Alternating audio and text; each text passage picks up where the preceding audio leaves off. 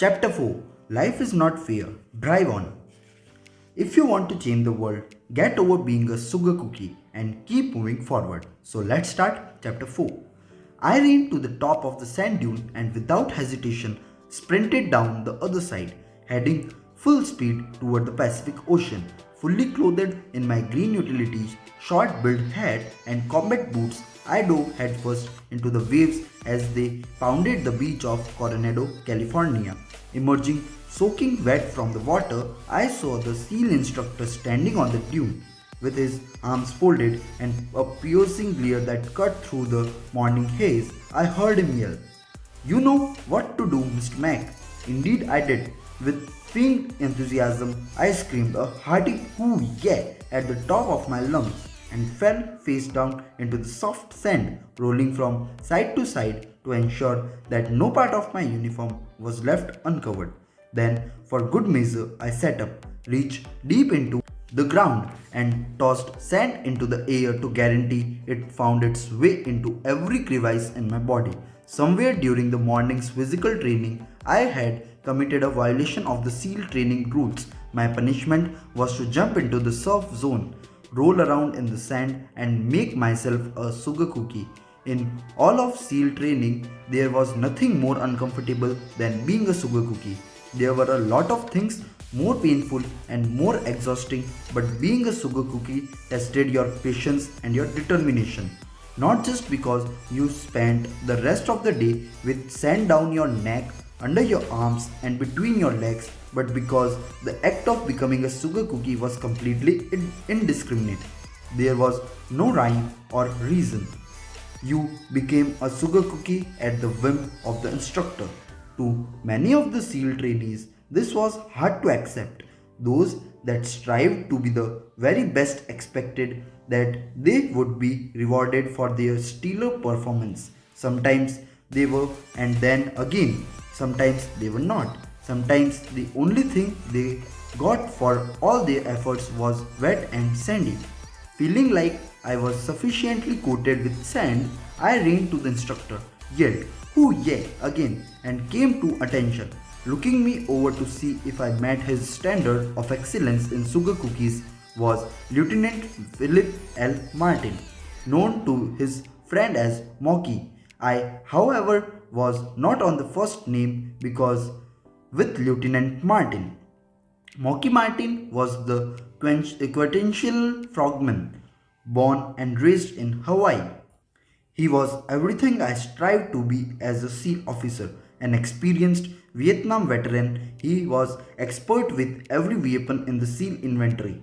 He was one of the finest skydivers in the team, and being a native Hawaiian, he was so skilled in the water that there were few, if any, who could match him.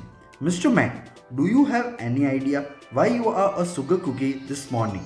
Martin said in a very calm and questioning manner. "No, Instructor Martin," I dutifully responded.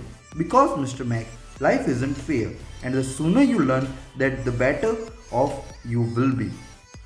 A year later, Lieutenant Martin and I were on first name basis. I had completed basic SEAL training and he had been reassigned from the training center to Underwater Demolition Team 11 in Coronado. The more I got to know Mocky, the deeper my respect grew for him. In addition to being a superb SEAL operator, Mocky was also a phenomenal athlete. In the early 1980s, he was on the leading edge of the triathlon craze. He had a beautiful freestyle stroke in the open ocean. His calves and thighs were strong and moved him effortlessly on the long runs. But his real advantage was the bicycle. He and the bike were made for each other. Every morning, he would mount the bike and go for a 30-mile ride up and down the Coronado Silver Strand. There was a flat stretch of paved bike path that paralleled the Pacific Ocean. It ran from the city of Coronado to the city of Imperial Beach. With the ocean on one side and the bay on the other, it was one of the most beautiful sections of beach in California.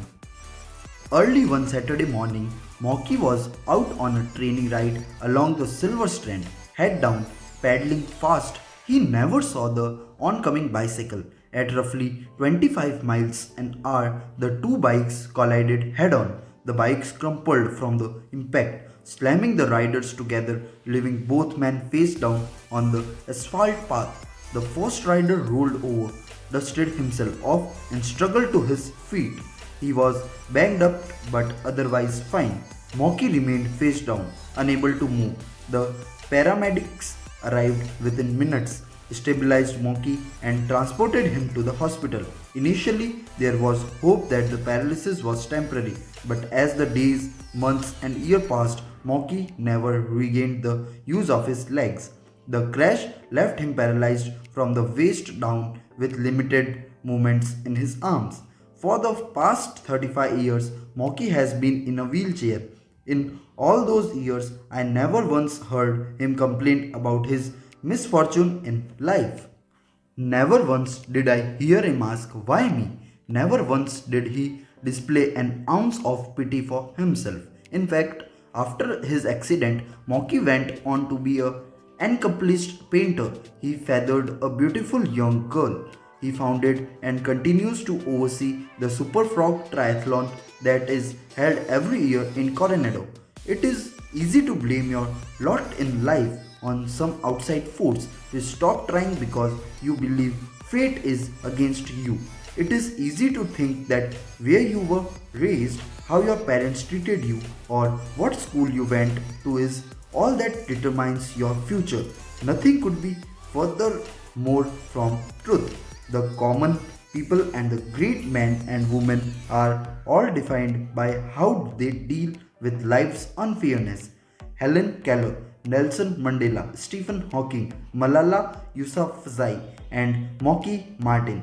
Sometimes, no matter how hard you try, no matter how good you are, you still end up as a sugar cookie. Don't complain. Don't blame it on your misfortune. Stand tall, look to the future, and drive on.